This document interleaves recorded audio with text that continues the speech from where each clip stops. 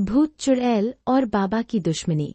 नंदपुर नाम के एक छोटे से गांव के बाहर एक पुराना बरगद का पेड़ था। गांव वाले कहते थे कि आधी रात के बाद वहां से किसी औरत के रोने की आवाज आती है। डर के कारण कोई भी उस रास्ते से रात में नहीं गुजरता था।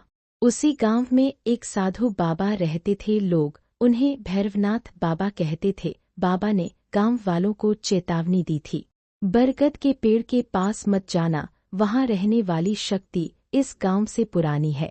एक रात गांव के चरवाहे ने पेड़ के पास एक सफेद साया देखा। अगले दिन उसने बाबा को बताया।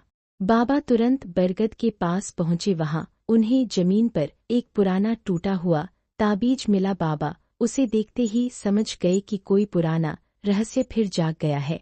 उसी रात बाबा को एक आवाज सुनाई दी, भैरवनाथ, इतने साल बाद फिर मेरे रास्ते में क्यों आए? बाबा ने चारों ओर देखा। पेड़ की शाखाओं के बीच वही रहस्यमय साया दिखाई दिया। बाबा बोले, मैं तुम्हें नुकसान पहुंचाने नहीं आया, लेकिन तुम गांव वालों को डराना बंद करो। साया हंसा और बोला, यह गांव मेरा है, तुम्हारे आने से पहले से मेरा है। तभी बाबा को याद आया कि कई साल पहले इसी गांव में एक स्त्री रहती थी, जिसे लोगों ने गलत समझकर गांव से निकाल दिया था। उसके बाद उसकी कोई खबर नहीं मिली थी। बरगद के पेड़ से जुड़ी सारी कहानियां उसी समय से शुरू हुई थीं।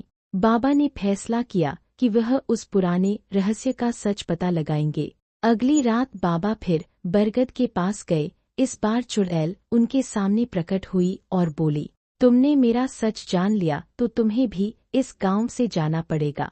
बाबा शांत रहे।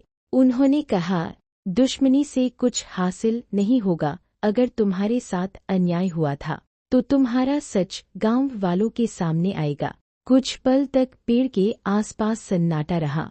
फिर चुड़ैल की आवाज आई, अगर तुम सच में मेरा न्याय कर सकते हो तो कल सूरज निकलने से पहले उस पुराने कुएं के पास जाना। बाबा अगले दिन कुएं के पास पहुंचे। वहां उन्हें वर्षों पुरानी एक निशानी मिली, जिससे साबित हुआ कि उस स्त्री के साथ वास्तव में अन्याय हुआ था।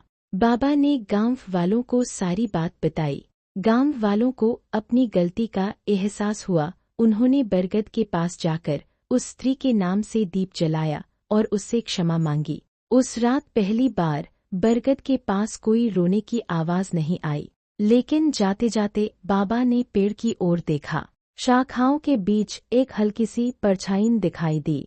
वह बोली, दुश्मनी खत्म हुई बाबा, लेकिन मेरा हिसाब अभी पूरा नहीं हुआ। और अगले ही पल वह परछाई गायब हो गई। कहानी यहीं खत्म नहीं होती, क्योंकि अगली रात बाबा को अपने दरवाजे पर वही टूटा हुआ ताबीज मिला। भूत